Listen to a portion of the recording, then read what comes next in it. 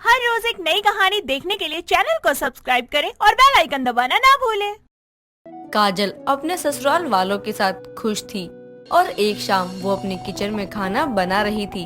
तभी उसके कानों तक एक न्यूज की आवाज आती है।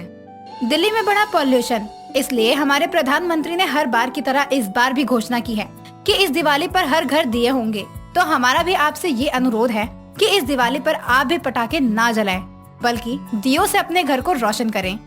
न्यूज की खबर काजल के कानों तक पहुंच जाती है और अपना खाना छोड़कर वो हॉल में आती है, जहां वो अपने पति दीप से बोलती है। वैसे सरकार सही कह रही है और सच बात है कि पटाखों से कितना पोल्यूशन होता है। अच्छा ही किया सरकार ने। काजल, सरकार ने पटाखों पर बैन नहीं लगाया है और वैसे भी दिवाली एक रात का ही तो त्योहार है, उसमें भी इंसान मजे से पटाखे ना जलाए तो क्या फायदा। लेकिन दिवाली पटाखों का त्योहार नहीं है, बल्कि दीपों का त्योहार है। काजल, तुम पीएम मत बनो यार, और भूख लगी है, खाना लाओ। काजल कुछ नहीं बोलती और किचन में आकर एक बार फिर अपने खाने को बनाना शुरू करती है। कुछ समय बाद काजल का खाना बन जाता है और अब वो सभी के आगे खाने को परोस देती है। खाना खाने के बाद सभी अपने अपने कमरे में चले जाते हैं। काजल अपने बेड पर बैठी हुई थी, तभी दीप आता है और काजल से कहता है। काजल, तुम यूँ इस तरह बेड पर क्यों बैठी हो, कोई बात है क्या? दिवाली आने वाली है और मैंने जब से ये न्यूज़ सुनी है, साथ ही जब से मैंने ये तुम्हारी बातें सुनी है, तब से मेरे दिमाग में एक ही ख्याल आ रहा है। क्या? यही कि दिवाली पर सभी लोग पटाखों के साथ अपनी दिवाली को मना लेते हैं, लेकिन वो अगले दिन के लिए नहीं सोचते। वो ये नहीं देखते कि अगले दिन कितना पोल्यूशन होता है, साथ ही आंख भी जलती है। उस पोल्यूशन से ना जाने कितनी बीमारियां पनपती हैं। वैसे बात सही है, लेकिन मजे तो पटाखे जलाने में ही है। अगले 2 दिन बाद दिवाली है, चलो मैं तुम्हें शॉपिंग पर ले जाऊं। नहीं, मुझे नहीं जाना। आप मम्मी जी को ले जाइए और अपने पटाखे भी ले आना। ठीक है।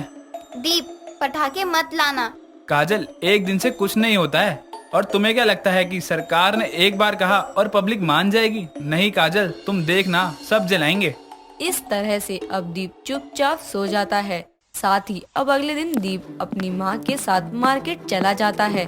तो वहीं अब काजल के दिमाग में तो पॉल्यूशन ही चल रहा था। उसको सोचते हुए वो खुद से बोलती है, मुझे सोसाइटी में बात करनी चाहिए। क्या पता अगर मैं सोसाइटी में बात करूं तो वो लोग मेरी बात सुनकर मेरी बात से अग्री हो जाएं और पटाखे ना जलाएं। यही सही रहेगा। अब क्या था, काजल अपने घर से बाहर भोपू लेकर निकल जाती है और सोसाइटी के बीचों बीच खड़ी होकर भोपू में बोलती है।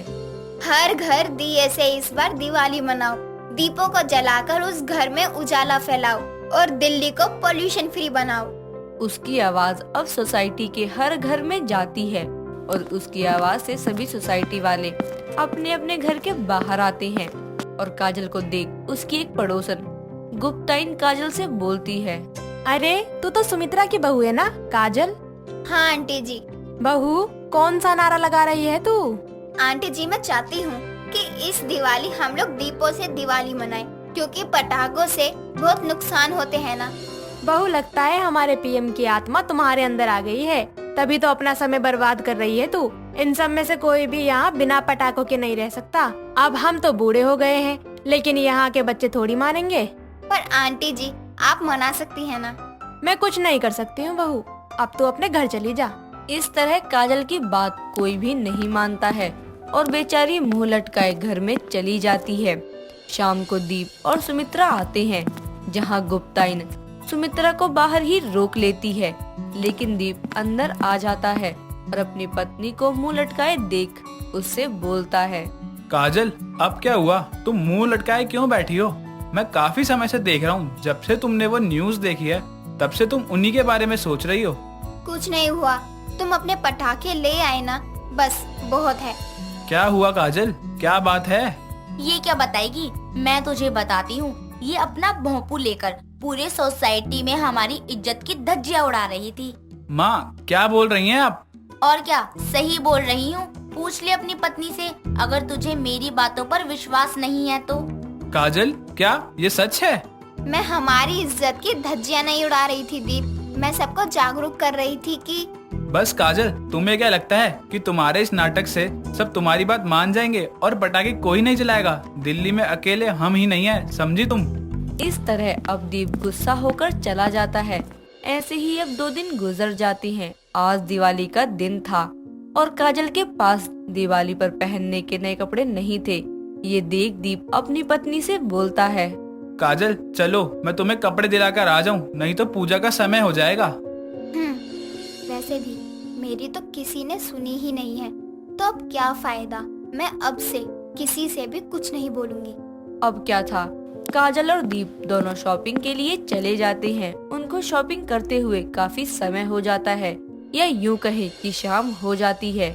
और जब काजल अपने पति के साथ अपनी सोसाइटी में आती है तो वो देखती है कि कोई भी पटाखे नहीं जला रहा और ना कोई फालतू के उपकरणों का इस्तेमाल कर रहा है। ये देख काजल थोड़ी हैरान होती है। तभी सभी सोसाइटी वाले अपने हाथों में दिए लेकर आते हैं और सभी एक साथ बोलते हैं, सरप्राइज!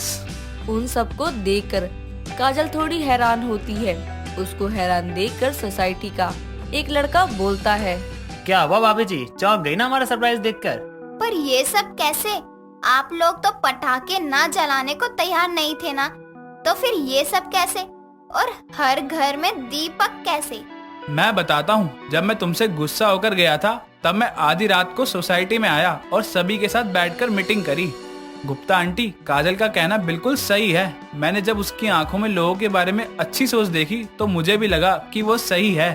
पर बेटा, हम कैसे रोक सकते हैं किसी को, और इस दिवाली को प्रदूषण मुक्त कैसे बना सकते हैं? माँ, शुरुआत पहले अपने घर से होनी चाहिए, क्योंकि एक दूसरे की नकल तो दुनिया कर लेती है।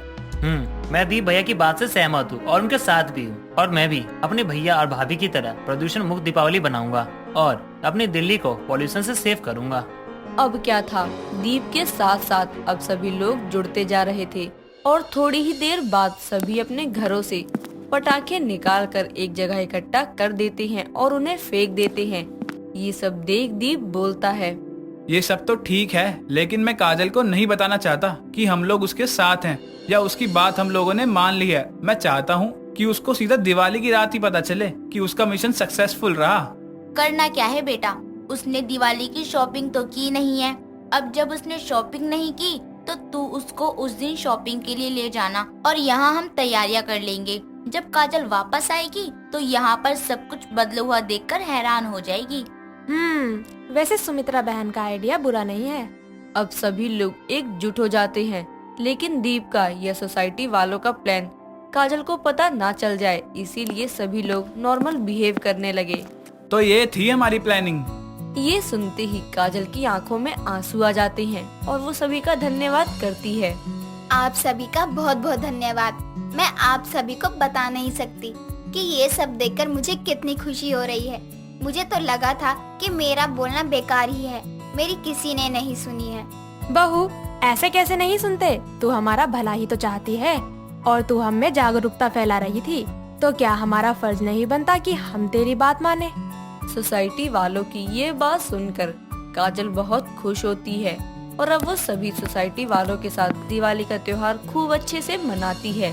काजल काफी खुश थी क्योंकि सभी ने उसको समझा और उसकी बात मानी। अब वो सभी के साथ प्रदूषण मुक्त दिवाली मनाने लगी। दोस्तों, अगर आपको ये कहानी पसंद आई तो इसे लाइक करें, शेयर करें और कमेंट करके बताएं कि कहानी में आपको सबसे अच्छा क्या लगा।